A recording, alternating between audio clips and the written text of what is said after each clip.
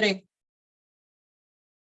Welcome to Tea Time with Amy and Bev, but today my special guest is Crystal, because she is crystal clear, she said. You're so funny. I was like, we have a special guest today? Surprise! Beverly Crystal. Okay. So apparently I'm not as clear as I thought I was. Oh, okay.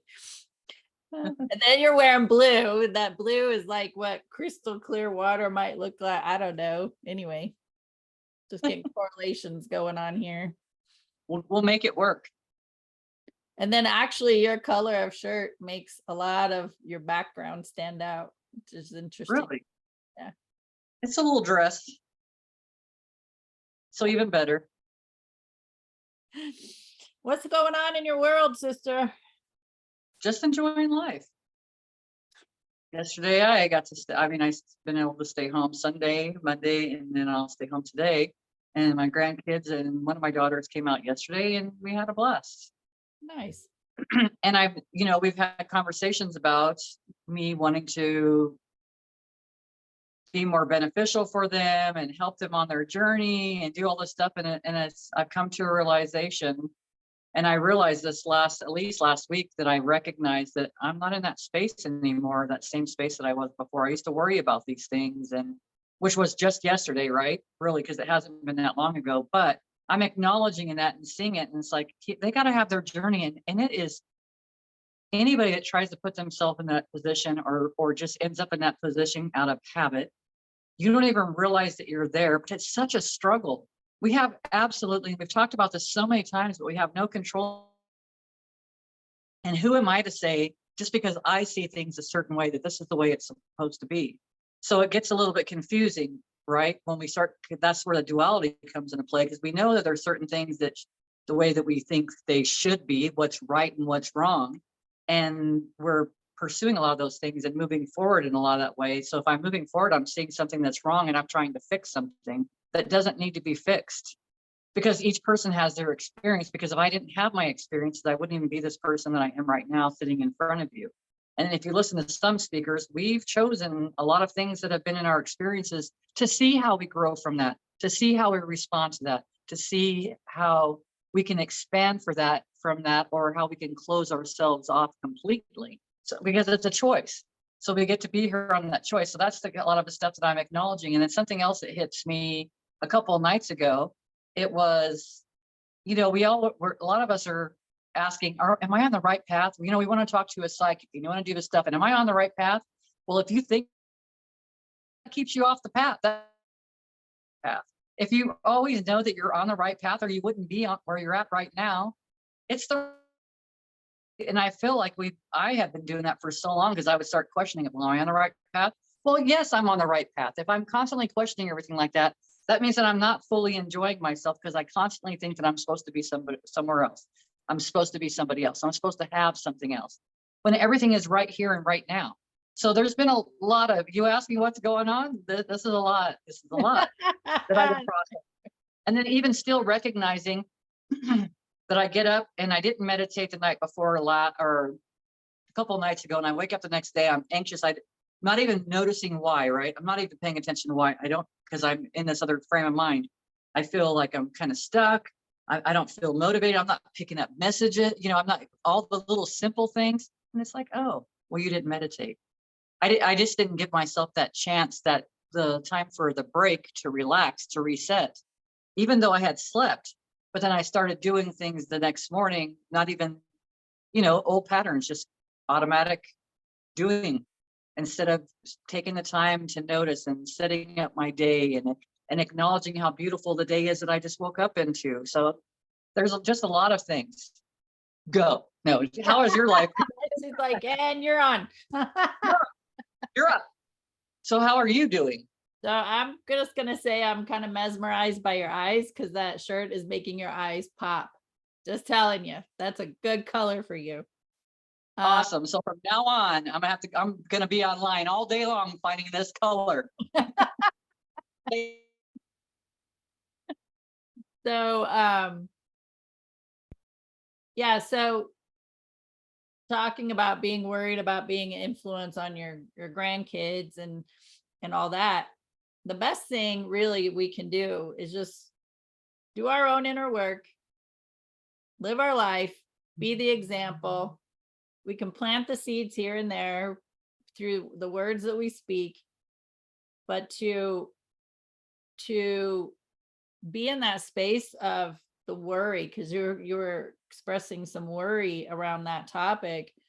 That's like all future based, and it's also the message of that they're not going to be able to handle their life on their own. 100%. And I need to fix that. I need to make sure. So now not only is it like worry and fixing, but it's also control. So we're stepping into control. And that is how easy it is to get wrapped up in those behaviors. I mean, it's been a part of our lives, our entire life. And it's, we just automatically start thinking and doing in ways that we don't, because it's so habitual that we're not consciously aware of it. Now, the more you become aware of it, the more you're aware of it quicker. And that's kind of where we're at. Bev, yeah, she sat in it for a while. Yeah.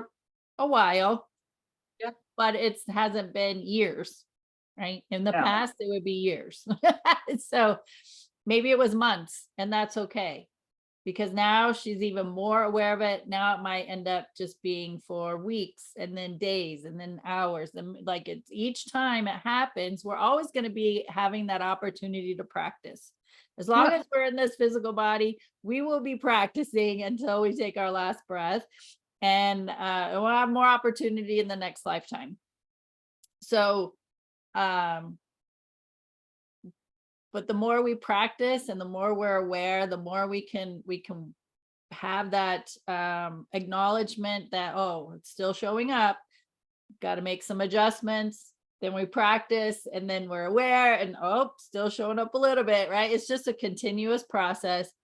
And the way Bev's showing up today, the way I'm showing up today isn't even the way we showed up a week ago or 6 months ago. I mean, you go back and watch our first videos 3 years ago and it'll be different than we are today. So it's just a continuous evolution. It's continuous change. And I'm just embracing that within myself, because I had a whole total control thing the other day because I had it in my head that my husband didn't know how to cook. Just saying. And I needed to put my 2 cents in, and it didn't turn out the way he wanted it. And he's like, that's why I don't do it like that. And I said, I didn't get upset. I didn't get offended. And during the process, I'm like doing my intro. I'm like, wow, you're kind of being a control freak here. Isn't this interesting, right? I was acknowledging it as I was going through this process. And then I also let him know he had a responsibility in it, where he could have very easily said, and I said this out loud, I said, you could have very easily said, I don't want to use that. I don't want to do it that way. And that was that. And I was very calm, just like I am. And but it was like, I recognized my responsibility in it. And I acknowledged that within myself, and also letting him know he had a responsibility in that conversation as well. So, and I know communication is a struggle in his family line. And I'm an introvert by nature, working, continuously. Again, one of those things I'm working on and being an extrovert and using my voice, but I still have that introverted part of me where I still have to work on communication as well. So it was just a great lesson. It was brief. I recognized what was happening, and you know what? He's an adult and he's cooked before, and I'm sure he could have managed on his own without me butting in. And it probably would have turned out a little better than what it did. So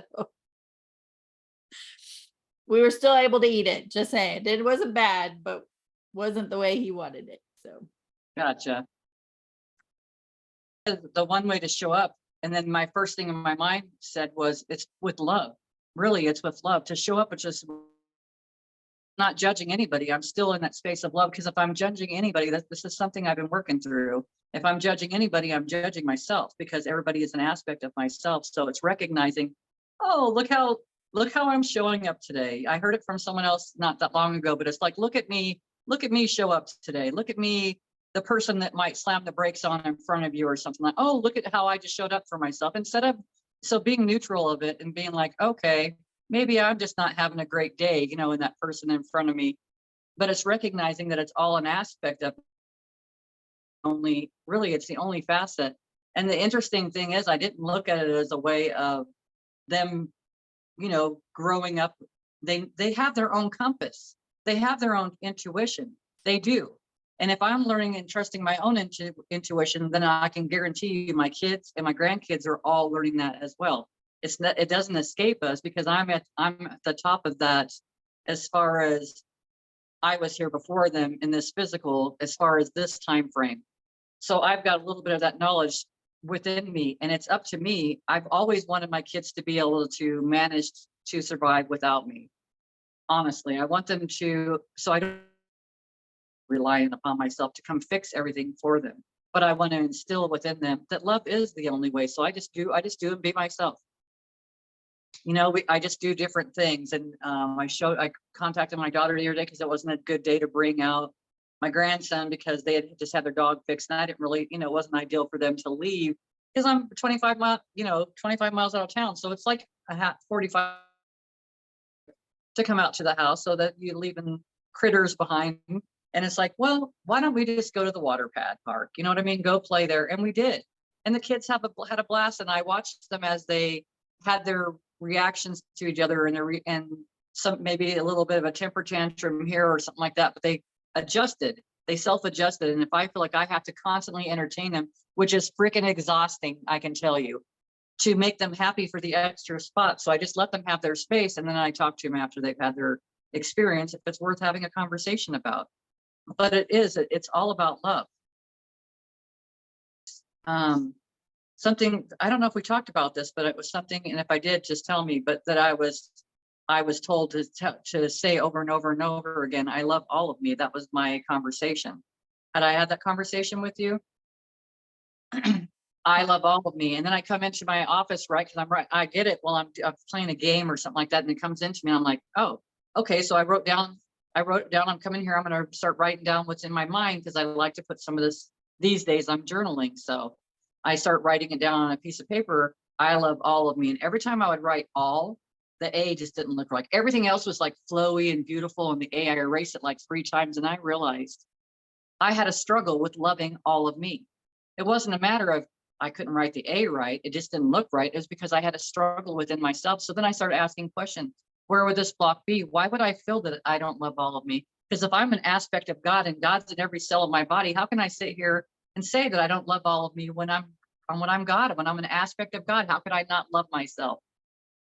So going through that whole process, like there's so many different little layers going on. And if I would have written down, I guess, half this stuff, I would probably have a better idea of helping other people. But this is my journey and this is my experience. So I don't know what anyone else's journey. It's the same for them. I keep telling my clients, that people that I come in contact with, it's whatever your intuition grabs, how it grabs you and pulls you in a direction. It's not, these are the things that I do, because these are the things that got my attention in the levels, in the layers, in the sequence, however it happened, just for myself, for the opening that I've chosen. So I'm just going along on this journey. And like I said, I'm realizing I'm on the right path. I've never not been on the right path. Even when it didn't feel like it was the right path, it was the best path. And I was on the right path. And when we spend so much time second guessing ourselves, we keep ourselves stuck and stagnant. We don't get to, we suppress ourselves. And that's one of the ways that we do it. As you're talking, what I was seeing in my vision was us being, as adults, that this is our playground, and the fun of it is that the people that come into our lives for those what we would consider synchronicities or coincidences, but it's the energy of what they're doing and the energy of what I'm doing. And that brings us together, and the energy of what you're doing. And that brings you together with these other people to have these conversations and experiences. And I'll use an example of what I did a social post last week. Now, I was at the gym, so early in the morning, and I wanted to work on my abs, and it's a thing that you stand on and then you fold over, and it works your back and your abs, right? And you've got to lift yourself up. From your waist up is the movement. Your legs are kind of locked in, secure. And so I wanted to use that because that was going to be my ab day. And somebody was using it. I'm like, okay, well, what am I going to do? So I decided to go over and lay on a bench where it works your lower abs, where you hook your feet in these things, you go put weights on it, and then you pull your legs in. And so that helps with your abs, right? So I was like, all right, I'm going to use this. I haven't used this thing in a while. Like, it's been a while since I've used it. So that was first thing. I wanted to use one machine. It was being used. So I went and used something else, which I don't use very often. So I lay down on it, do my reps. When I set up, typically I face the front of the building, but today something said, no, turn the other direction. So I turned the other direction. Something caught my eye on the floor, and the machine next to me, the leg, right? There's the legs. And then there's a bar that goes between the legs.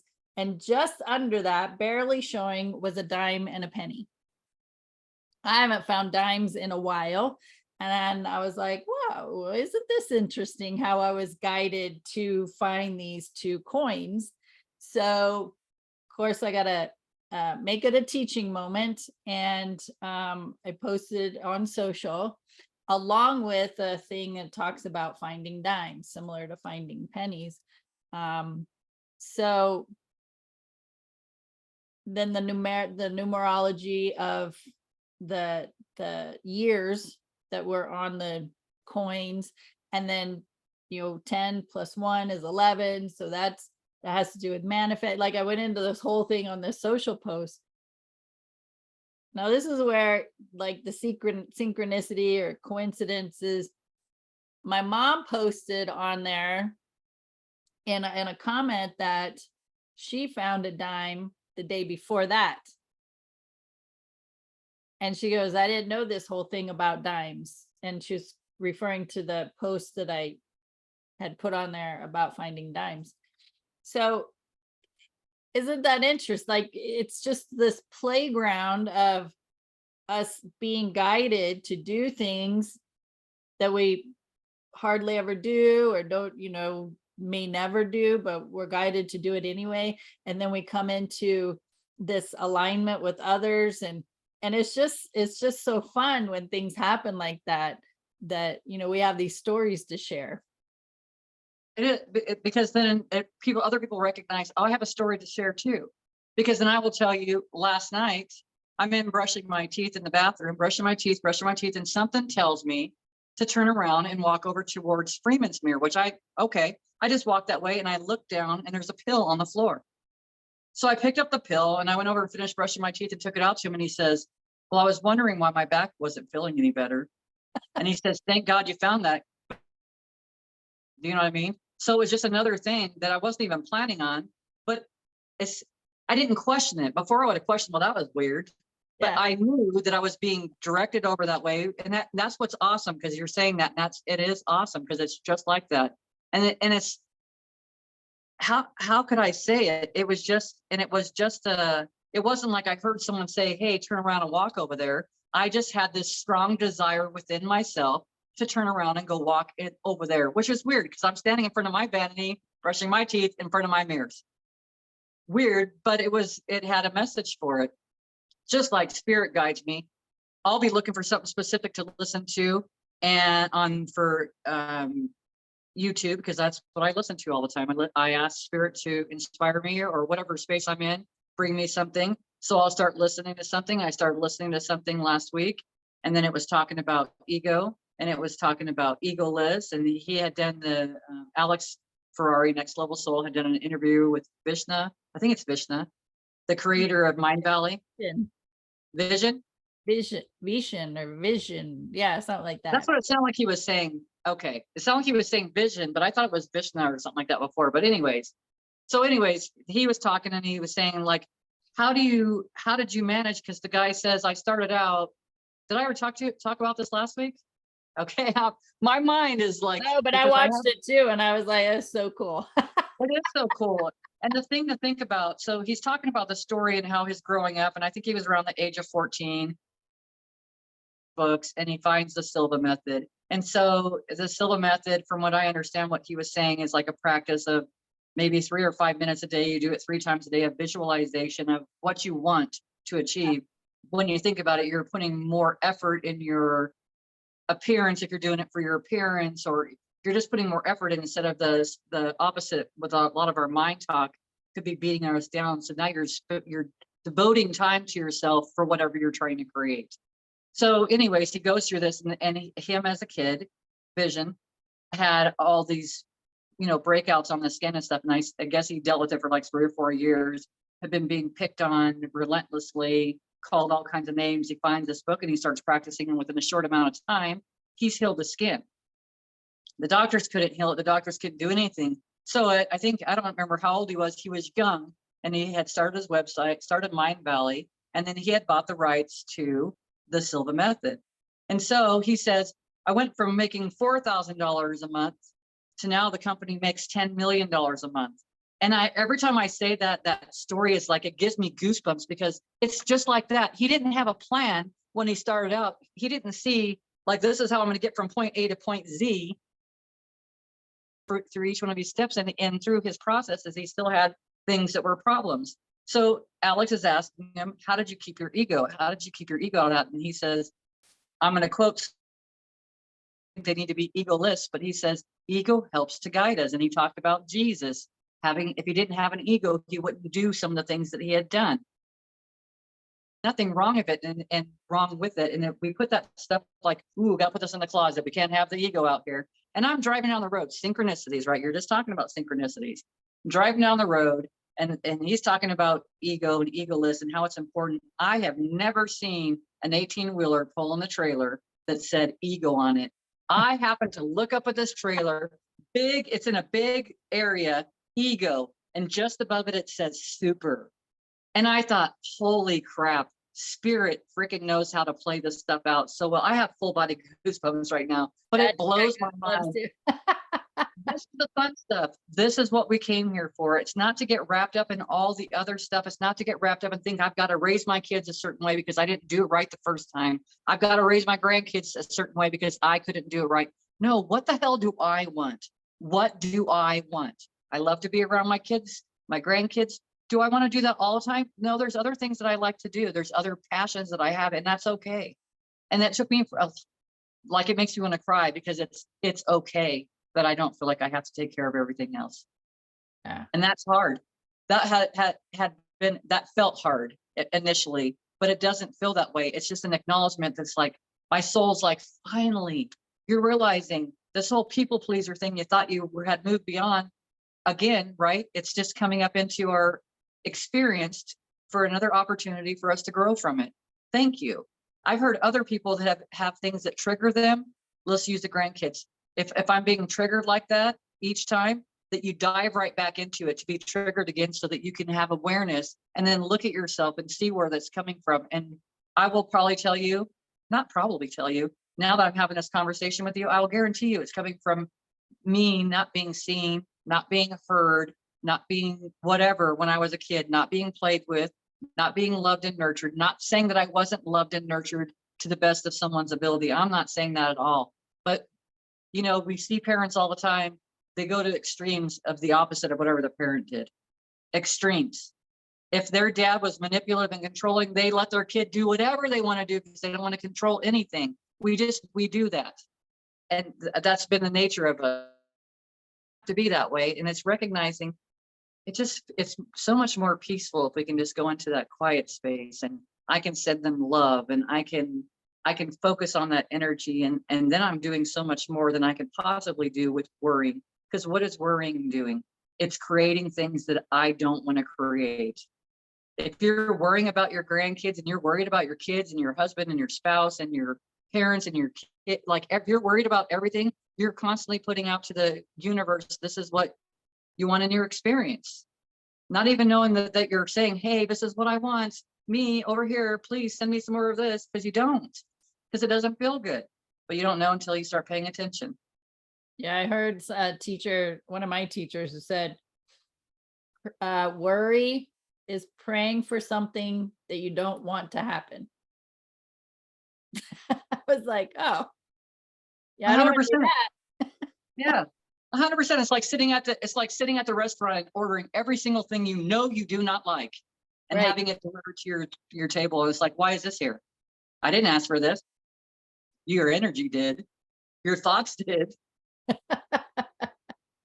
No, thank you. You can go ahead and take the spinach back. Well, I like spinach now, but Yeah. that's the best I'm sure I could come up with something. Peas. I don't like peas. I love peas. I used to hate them. That's another thing, as we grow, we change. Broccoli, raw broccoli. I would never eat raw broccoli. I eat it every single day right now. And that's only changed in the last month or two. Yeah. If I had broccoli, it had to be cooked. And now I eat it like every day. Nice. Yeah, it's awesome. Always changing, always growing, always expanding. That's interesting because, when you talk to people you haven't talked to in a while, they're holding that experience or those memories of how you were at that time when you were associating with them on a regular basis. And then time, goes by. And if we're growing and learning and expanding and changing and evolving and doing all these things, and then what I find is, I don't, because I can sense that they're still living life based on their habits and programming and everything that they have, and not much has changed. I feel like I don't even feel drawn to them anymore, even family members. Like I don't feel connected. Let's put it that way. There's not a connection, and it's just a surfacey conversation, and then that's that. And it's like, it's awkward to me. It's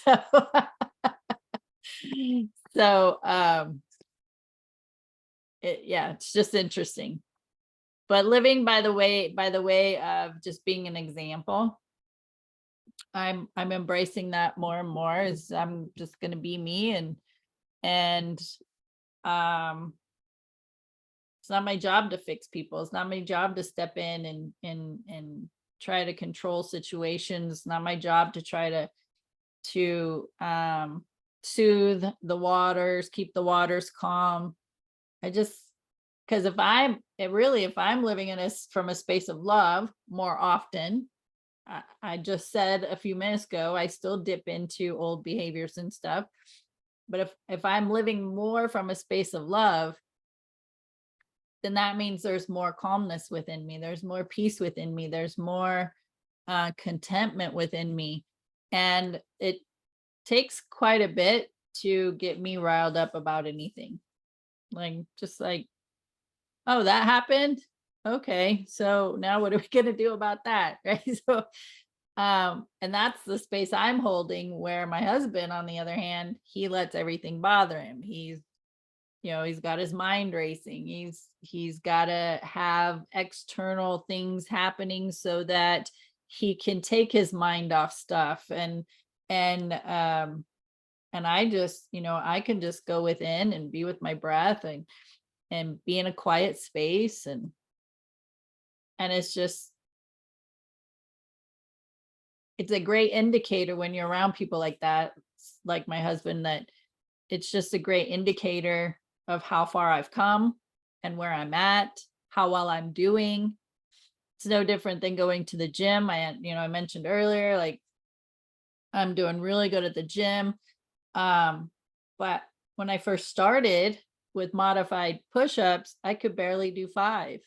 It was a struggle. But now over time, this is for continuous since December, over this amount of time, I did 20 consecutive modified push-ups. Like, so that's my indicator. That's my how I can keep track of how well I'm doing. There's a bench press machine that you sit down and you're upright and you push out. I'm still on the lowest weight, 10 pounds. But when I first started that one, doing 15 reps was like a huge struggle. And then, the end of last week, I did 45 consecutive. I'm like, look at me go, right? So it's that celebration of, you know how you were, you know how you're doing, you have something to compare yourself to. Don't compare yourself to other people, but compare yourself to who you were, your old behaviors and how you used to show up, how you used to get triggered. And when you're in a space where it's not that dramatic anymore or traumatic anymore, then celebrate that within yourself. Do something for yourself to just acknowledge how well you are doing, because that is so vitally important for your growth, is to celebrate. I agree. So the next time my husband decides to cook dinner and I keep my happy mouth shut and mind my own business and let him do his own thing, I'm going to celebrate that. I'll be like, whoa, look at me go. And allow, right? We've talked about that before, kind of along those lines. When we do that kind of stuff, we allow someone else to be strong. We allow them to step into that place and learn how to grow more, because that's an opportunity for him and for you. It was an opportunity all the way around, and just to see how things would turn out. Because it's kind of a big deal. I understand that it's a lot of. I haven't cooked for a couple of years, really. I really haven't. Dinners, breakfast, everything's always prepared for me. I'm lucky and I appreciate it. I really do. But I can tell you right now, for me to turn around and go cook when I used to cook all the time, I'm not even sure if Freeman would like it, because it's not, it's a lot of vegetables and a lot of other stuff that wasn't stuff that he would have been drawn to. So I don't know how his response would have been to any of the stuff that I haven't cooked. So, I mean, I don't know. And so just even thinking about doing that is a little bit, I could feel a little bit of anxiety, like, because, you want to make sure that your loved ones exactly, you want them to be thrilled by it, and it's great. And you have such expectation when you're doing that. And I've learned not to have expectations, but still, I still go down that path sometimes. And that would be one of those things that would definitely, an opportunity for triggers for sure, for me, 100%. And then being okay with, it doesn't matter if someone else likes it or doesn't like it. Like last night, I made asparagus together with some broccoli, and the way I seasoned it was so delicious. Like I could eat it all day long, but it was delicious. And he doesn't eat that stuff, so I just got to eat it by myself. But You got it all. I did, but it's just to appreciate that stuff anyways when you're making it. I've had other gentlemen that are in relationships, as clients tell me, if my wife's not in a good mood, I don't want her making dinner, because then it doesn't taste so good. But when she's in a great mood, it tastes amazing. And he says, that's what I've learned. I learned that with a relationship. I learned that if they're not having it, they're not feeling it, they haven't had a good day, they're tired, whatever is going on, if they're not in the mood for it, don't have them cook, because it's just not going to turn out. It just doesn't turn out good, right? Because we're not in that space of awareness, because sometimes we'll keep going and going and going until we collapse, because that's how I was, until I would drop. And then I just couldn't do anymore. That's it. I couldn't do anything. And how often, I'm just curious, because I know I think about it, how often prior to meeting or having somebody fixing your meals every day, how often before that were you like, man, it'd be nice if somebody cooked my meals for me. Man, it'd be nice if somebody could prepare these meals and I wouldn't have to cook anymore. I don't even know. I don't know if I even had those kind of thoughts, because I would cook a lot. Jim would cook on the times that I wouldn't cook. But when the grandkids were over, I automatically felt like no matter when the kids were over or anything like that, they had their babies, I felt like I had to cook. So no matter what, I had put this pressure on myself every single time that I had to go in and cook, because those babies need to eat. Yeah. So it's like, I'd see the time getting there and I'd be in there scrambling whatever I could put together. So it's like, it's that I don't know if I had I don't know if I had a physical asking, but it's like we've heard Abraham, when Esther Hicks channels Abraham, we're always shooting up rockets of desire. So Right. even amidst things that we're not, I mean, if you think about it, I'm on the opposite side of a lot of things as far as routines and habits and everything go. And it's interesting because I've had things come up, and I love Jim very much. I really do. And I still love him. I will always love him. I will always love him. I have a bigger capacity to love him now than I did before, because I love myself, and I did not love myself before. But it's, going through that whole process and stuff like that. I've had things recently, and I almost feel like that he's reminded me of some of the shortcomings that I felt in the relationship, or how things weren't going smooth, or how it was such a struggle, because it's so easy after someone transitions. In my space, I could see all the good things that they did. And I'm not saying that he wasn't a good person. He was an excellent person. But I also know that during all that, we were growing, me that I didn't know about, but that would totally have responses to a lot of the behaviors that he was having, because he was growing. So it's like we were doing the best that we could, but it's just remembering, like I said, I feel like he's flashed images inside of my mind to remind me of those times, so that I'm not losing myself completely in him, and losing myself completely and thinking that I was just the worst thing on the planet. Because for a while there, I thought, man, I was such an ugly person. How could he have loved me so much? And I would sit and beat myself up about things. But it's like we were both in that vibrational frequency, or we wouldn't have been in it together. We were both in it together for our growth. And sometimes we weren't growing, and it wasn't going as fast as it could, it seems like, but it was all worth it, and I wouldn't give it up. But I also won't give up more love, because I deserve to have more love. If the more that I'm here, I deserve to have that love.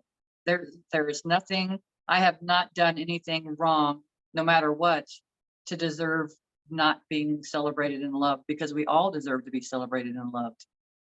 And if we've done something that we think that maybe we fell short, then it's just to appreciate ourselves and know, look at how much we've grown. And that was all it was an experience. It was an experience from this level, from this earth plane level, from this human experience. And I just want to add to that, that's the whether you call it a soul contract between you and Jim, I or believe. whatever that was, the purpose of that relationship, that's for you to understand and to have moved through. And people outside of that, in their human bodies, it doesn't matter if they understand it or not. Absolutely. Not their Because business. yeah. It's their journey. It's And not, because they got to have their own experiences, Yeah. honestly. yeah. And so, we come back around to judgment when somebody external is judging you for how you handled things Mhm. between you and your, at that time, spouse, that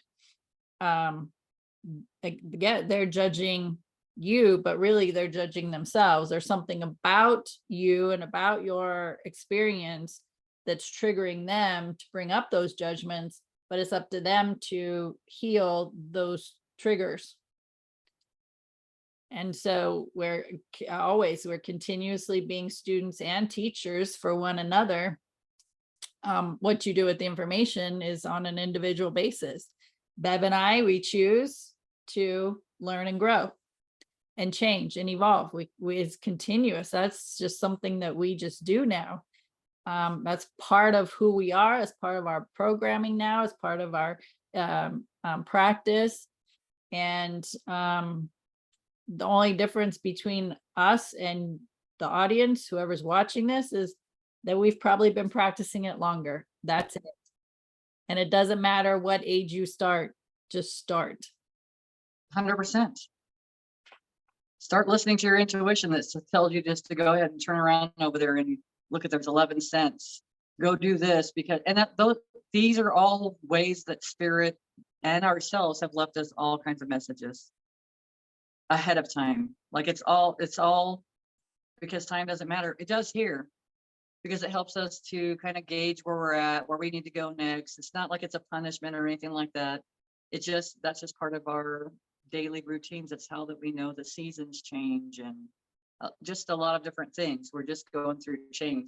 And gosh, if you think about it, time is really just letting us know that change is inevitable. It's constant because it's constantly changing, no matter what, with or without you. I was like the tree, Yeah. right? The tree loses its leaves in the fall so that there can be new growth in the spring. And so that then there's shade during the summer. I mean, Yeah. it's the tree is always changing. It's growing, it's shedding, it's growing, it's like it's continuous. And that's kind of what, the snake, as the snake grows, it sheds its current skin and grows, gets bigger and then sheds and bigger. Like that's us. We're shedding those layers. We're growing and evolving and shedding, and it's continuous. If It you is. choose, again, If you this is choose. Yeah, choice. 100%. 100%. You've been at lots of moths coming every time you went over there. Say that again. Place? Have you had lots of moths coming into the office when you've been at the office? There's a It's lot ridiculous. inside. I know. Every time I open up the door, but it's transformation. And to me, that's like there's huge transformation that's happening in that space.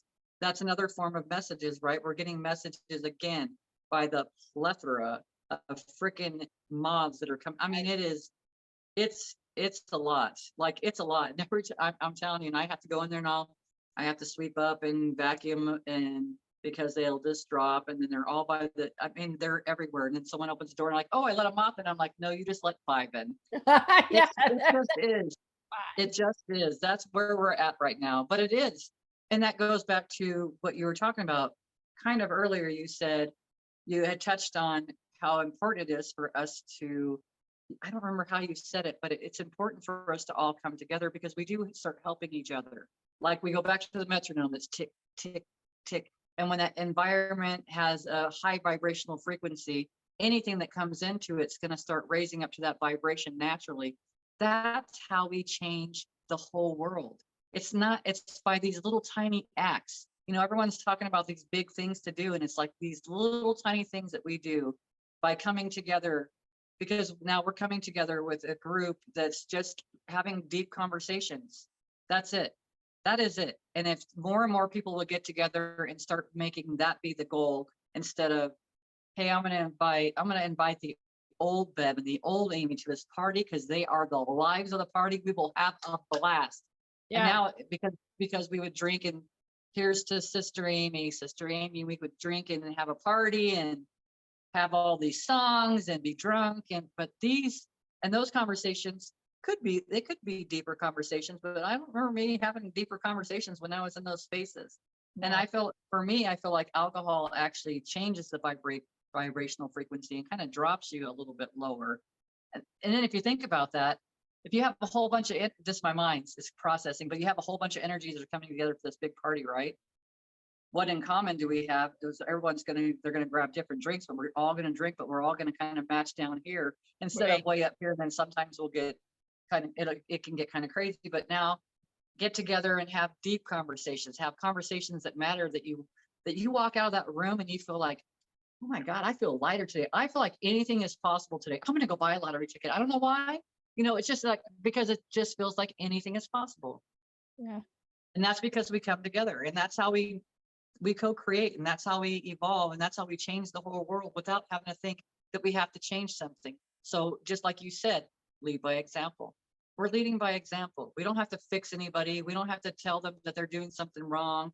If they feel like that they need questions or have some answers that maybe we can ask, you can ask questions and then we'll see what the universe brings. But I mean, that's what it's all about. It's just having these deep conversations and then growing and evolving together, being more than we were just a few moments before we walked into a space. Right. It's awesome. Well, while you were talking, I was looking up on Next Level Soul, the lady I just listened to, Dr. Yvonne Casson. She's had 5 NDEs in her lifetime, 5 near-death experiences. But what I love so much about listening to her is just you could feel the love that was coming out from her. Like her love for the experience that she had, for the near-death experiences of the other side, and being in that loving space, and she just, you could just see her feeling it so deeply, and then expressing that outward. And her, I mean, a main thing I was listening to, and most NDEs say this, is what we think is important in this life is not. What's important is love. That we love each other, that we love ourselves, that we love each other. That's what's important. And it's most, I've hit on this before in other videos. What I have found is, for most people, especially women, it's somewhere around 40 years old that we start thinking about life differently. We start questioning. That's a lot of times, that's when the questions start popping up of, what's my purpose? Why are we here? What's the point of life, right? I mean, I was asking those questions early in life, but it's usually around 40 when people start really thinking about being here on this planet, and why. And she's just like Yvonne Casson, she's just like, it's to love. We're just here to love. Is she reconciled a long-standing disconnect from her father? They came back together. They had a relationship for a few years. I think, I don't know if she said 7 years. But anyway, she was able to have a relationship with her dad before he died. She was able to reconcile that. But she said, you know what? He was still himself. He was still the way he was before our disagreement. He was still the same. She goes, I changed. Mm-hmm. And I loved him. And I was able to have a relationship with him before he died. And how many people, have those regrets? Oh my gosh, I should have said this, or I should have done that, or we should have did these things, and it's like, we're here to love. We're here to learn to love each other in our physical bodies. Yes. Yeah. So if you haven't watched that video, I would suggest. I have started watching it, and I find it fascinating that you bring that. I just got delivered two new books, so I'm telling you. Yep, I got that. He just walked in and dropped off. So medical medium brain saver, and the medical medium book. Secret behind chronic and mystery illness. Oh shoot, what's his name? Anthony Williams. So she just got 2 books by Anthony Williams. I did. I've got 4 other ones, so now I've got 6. I think I've got all of his books. So, but there is a lot of valuable information in it. Right. I like him. Yeah. Go ahead. No, I was just gonna say, they're really full of information. They're pretty amazing. They really are. And but again, you just take whatever resonates with you. And a lot of this stuff it's actually changed my life. It really has. There's a lot of things, but also I would tell you, people to listen to. She has such valuable information. You can find her on YouTube. Valuable information, like just again? Barbara O'Neill. She talks about a lot of hormone stuff, just different foods and stuff like that. She's talked about Anna's wild yams, which helps to balance out hormones.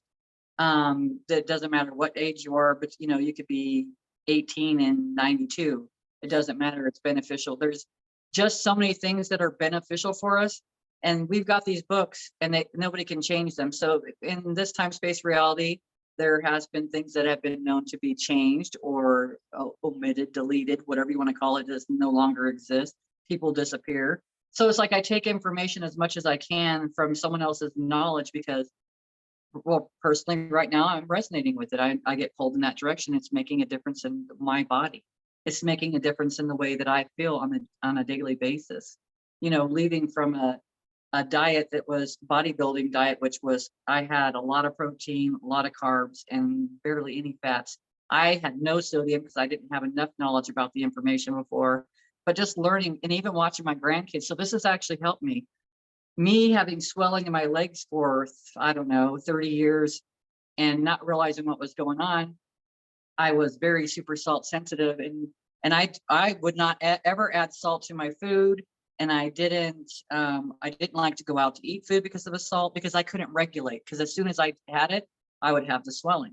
And now it's because I know it's because, first of all, having the minerals in it, but having that with making sure I'm having potassium throughout the day helps the fluid get into the cells. But there's so many things that are going on, and I recognize it in my grandkids. My daughter says, oh yeah, she'll drink water and it goes right through her. If it's going right through you, you need potassium and you need sodium in your diet. You're missing something in those things in your diet, then you need to start looking at it. Find the foods that I'm kind of gravitating towards, because that's even less expensive. When you think about it, and if you can grow your own foods, gosh, we can grow it inside windows, inside the house. There's so many places that you can grow things, smaller amounts of things, so you have access to it, so you know what's going into your soils and stuff. There's just a different way to make your life better, and this is just where I've been being guided to. So it's not right or wrong, but this is what my body needed. So it's been amazing stuff that's been coming into my experience. And how is it all getting there? Because I'm open. Right. I'm listening. She's on her playground and she's ready to play and receive. That's right. And really, we're all about solutions. So I'm all about solutions. I'm not saying that I don't, because I do sometimes sit and look at the problem. But then I also realize now I don't have to spend any time in that. First of all, it doesn't feel good. And that's a lot of why a lot of my behaviors and stuff have changed, because I don't like the way it feels. I don't want to be in that same space again. I'm always saying, well, how do I change? Oh, they say this. Well, but I don't know how to change. Well, just stop doing it. Well, how do I do that? Well, you'll know when you get sick and tired of doing a certain behavior all the time, or you catch yourself thinking the same bullshit. And those bullshit thoughts, they don't serve you. They don't feel good. There's no growth in it. And it's trying to create from the past, because it's all the past information that I had and trying to create from that space. I'm just not anymore. And one of the most amazing things, if you can anybody can get into the practice of it, when you start having a trigger, have awareness. Like, it's almost as if you come outside of yourself and you watch yourself with this trigger. Because when you come out of that space and you ask, now you can say, I wonder what the solution is. And am I really curious? I might ask, where did this come from? Where did this originate from? When did this start? Was it even in my experience, or was it my ancestors? Was it even mine? Because some of the stuff I'm starting to recognize, because I'm asking the questions, I start getting subtle differences about what's mine and what isn't mine. What was my ancestors. Just like I say, when someone pops into your head, play with it, like you said, because it's our playground. When someone pops into your head all out of the blue, you weren't thinking about them, they were thinking about you. Call them.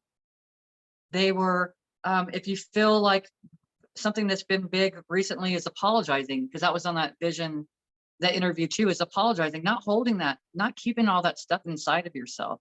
And apology we've talked about so many times, but I have to stress it because I go through the same thing too. And sometimes I didn't think, my biological father, I didn't really think I needed to apologize to him, but I think there are some things that I was kind of shitty to him a couple of times. Do I have to do it in person? No, I can go into meditation and I can have a heartfelt conversation with him and tell him how much I appreciate him. Because I wouldn't be here if he hadn't been a contributor in that relationship with my mother. So, I mean, there's just so many different things, but I don't want to carry this stuff. And I didn't know that my dad was something to come up with, that being a situation, but I have realized recently, and I've tried to, and my biological father, I really don't call him a dad because he wasn't able to be a dad. But I wasn't able to find any information on him. So I was like, it's okay, because it's the conversation between soul and a soul that's going to happen. And that's the better conversation anyways. Because a lot of times we have these conversations with people and we don't even realize it, because I've thought about some of the things that would come forward to apologize for, even with my stepdad. So I could go into places like that and I could see, I haven't always been easy. I could see where he was flawed in our relationship at the end there. It's not really the end, but I mean, during that time frame. But I can also see there's no way that I was 100% a loving person then, because I wasn't even 100% loving even in my relationship with my husband, with my kids, with my mom, because I was not in a space to be that way. So I also see that I contributed to this, some of the energies as well. And before it was so easy to put the blame on someone else. And I'll tell anybody, if you can put the blame all on someone else, you're not seeing the full picture, because you don't want to see it yet. And that's okay. There's nothing wrong with that, because maybe that's all that you can handle at that time. Because And that's all that I can handle then. well, you're disempowering yourself too, because you're giving all the power to the other person because of Yeah. their behavior. I'm like this. So you're Yeah. saying I have no power over myself. So when you take no responsibility. Yeah. And then it's, again, if you're holding someone in darkness, you hold yourself in that same darkness. Yeah. You want to be out there and be love and light, but yet you're angry, sad about something because somebody didn't do something that was right or did something wrong against you. And I'm not saying that it wasn't wrong against somebody else. Judgment, by the way. It is a judgment, but to realize it was an experience. It Yeah. was an opportunity, and it was another way of you seeing how you're showing up. So if we're all, if everybody's a character but showing up in my experiences, they're just doing their job at the same time, And just as I was doing my job at the time. and they're showing up in the best way they know how to in that moment. 100%. And it doesn't mean that it was bad. It was just the best they could do. And how could I judge someone else by their best when, I'll tell you how, because I've judged myself at my best. Yeah. And that right there lets me know that there was no reason for me to be judging myself. It's just show up and do your best every day. And It's your not best always gonna isn't look my the same. best. Yeah. And my best isn't your best. Yeah. And it's not the same every day. We don't maintain that. We don't go out and be like, I'm going to be perfect, the best. Well, you're going to be perfectly Amy. I'll be perfectly Bev, and we'll show up the best. Our best way. Yeah, I also watched a podcast by Ed Milet, and he talked to Dr. Caroline Leaf, and they talked about neuroscience. And so I would highly recommend watching that too, because it's very beneficial in some tips and tricks in how to change reprogramming yourself and creating different habits in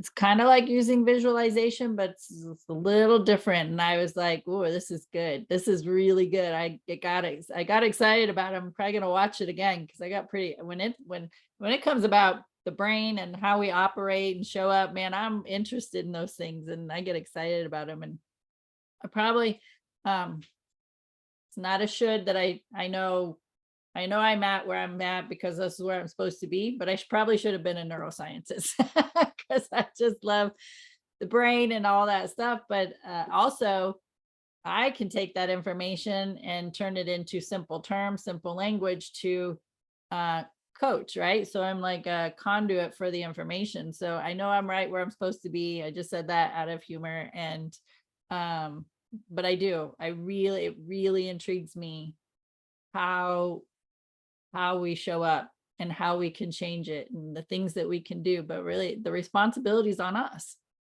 It's not about anybody else. What was the interviewee? Ed Milet. Who did he interview? Caroline Leaf. Leaf. Okay. And it was just I'll check released. it out. It shows released 9 hours ago. So it was just released. Gotcha. For some reason, I kind of don't gravitate towards him, and there's someone else that does. We used to watch him. You watched him, and I used to watch him all the time, but then it got to be too businessy, I guess, as it felt like for me. So I'll go back and listen to this.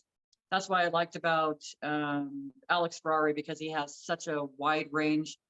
It's constantly getting my attention, right? So Yeah.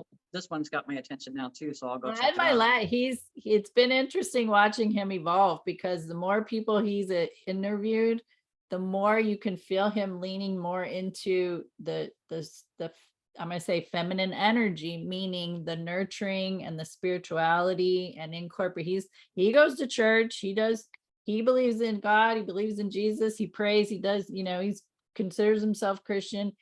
But he's also very aware of the spiritual aspects of energy and spirit and that type of language.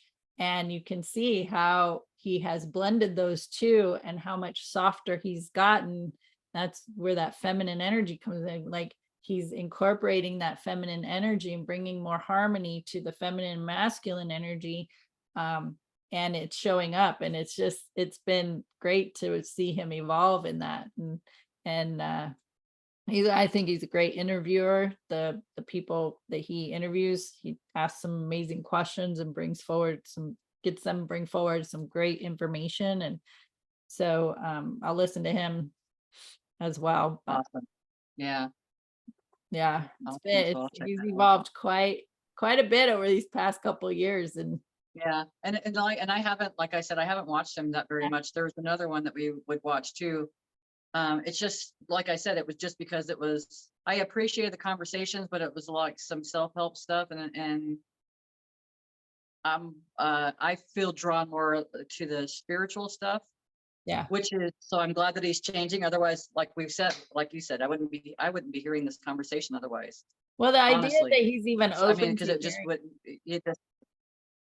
Yeah, the idea that he's even open to hearing Yeah. more on the spiritual aspects, because he's had a spiritual, well, he's interviewed, I think he's interviewed Michael Bernard Beckwith, I think, but he did have another pastor on there where they talked about spiritual stuff and religion stuff. But he had John Edwards on there, the world-renowned psychic medium. He had John Edwards on there. And the Yeah. idea that he's been open, right? He's been asking those internal questions, and he's been open to letting those people come so that he can interview them and get more information. And he's embracing that, I think. Yeah. So we're watching him grow. Yeah. As well, which is awesome. Yeah. I love it. And of course, the more he grows and changes and is better in himself, that's affecting his family and friends and emanating out. He's a big influencer. He's like one of the number one or top growing podcasts. And so he's affecting millions of people. And then that's emanating out from each and every one of us who's watching it, right? So there's so much energetic growth and change happening because so many people are showing up doing this work. Alex Ferrari 100%. talks about how his podcast has grown exponentially over these past couple of years. And so people taking that information and taking it, and then all the people that are being interviewed, and they're right. So it's just this continuous outflow of goodness that's happening, and love that and then we're showing up doing this every week. So the more people we have doing this stuff, wow, what's going to happen in the next year or 5 years, right? It's just going to be incredible. I mean, even look at our time frames. We blink and it's like 2 months have gone by. I mean, it's really, the time frames are fast. So we're just in that space. Now it's to see it, in a lot of ways, my mind before was like, oh, I love this fast. I love this fast because that means that we're gaining knowledge faster. Everything's happening faster. But at some point, it feels like, is that a natural flow? I mean, should it be that fast, or would it be better if we kind of slowed down and savored the flavor of this new path that we're all on, this new growth that we're all in? Or do we just keep constantly evolving, just celebrate it anyways, like go along the whole path? Because we have control over that time frame. And I know you know this because we can have it with sometimes, like you when we're doing something in the flow, we can achieve a million things at one time. I mean, it seems like that because at the end of a couple hours, you've already finished everything that felt daunting maybe a few days ago, and you just got a different taken care of. We grow fast that way. It's just interesting because I also know that in a massage, I used to keep a track on the time, like, oh, I spent way too much time on the back. Then I'd be like worried I spent a half an hour on the back. They always muscle, and I'm trying to hurry up and get through the rest of the things. And it's like, I haven't done that forever, but I didn't recognize it until I started noticing, oh gosh, how did I finish that so quick? How am I all the way have them over on this side and we still have like 20 minutes left, or like, how is that possible? Because and then I learned, I don't even question myself now. I don't put a time frame on each part of the body. I go through the body knowing that I'm going to finish at the right time because I'm taking care of everything. If I have an extra 20 minutes for the neck needs an extra 20 minutes because there's some conversations, there's some holds, there's some whatever's happening, whatever I get shown, I just do. Just like standing in the bathroom and, and then feeling like I need to go look in the other mirror for some reason. And then seeing that there was a pill. So, I mean, it's just little things like that. It's so subtle like that. If we just listen to that little stuff every single day, our days are so much better. Yeah. It's our We're adult good playground. all day. Fun. And it is fun. I love the synchronicity stories. I just love them because there's just so much magic in them, and it just adds so much playfulness and brightness, like Yes. connection, because you came into an experience with somebody else. So it's fun when you get to do that, coming into an experience with somebody else, and that you get to share in how you got there, right? And then that actually just goes way back to our birth and before, when we were in spirit, all the choices and decisions we made that brought us to that point where I found this diamond penny, and then I posted, and then my mom's like, "Oh, I just found a dime. Thanks for posting." Like, everything that's happened in life has brought us to this moment. And that's, and Bev's talking about earlier, is I love all of me. That means my entire life, all my decisions, my whole story, where I'm at now, all of it. All of it. So we get better at writing that. Even when I was a jerk face. Yes. I'm just saying, because I've had my moments. We have to remember, I was a person that was very angry most of my life, and I didn't want anyone getting close to me. And how was it I had to protect myself?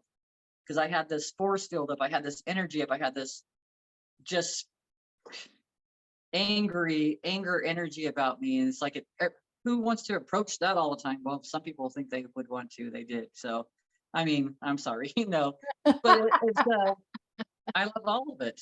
I love all of it. And this, because if you think about, that was my little kid that was showing up looking all big and tough, as tough as she could, so no one would mess with her and pick on her. Right. So that's all. I mean, that was it. Simply. Awesome. Wow, there was a lot there today. So I hope you all got something out of this, and we appreciate your time and energy. Be sure to share us with your friends and family that, they're probably going to get something out of it too. So this is Tea Time with Amy and Bev, and we will be back next week. Have a magical week. See you later. Bye.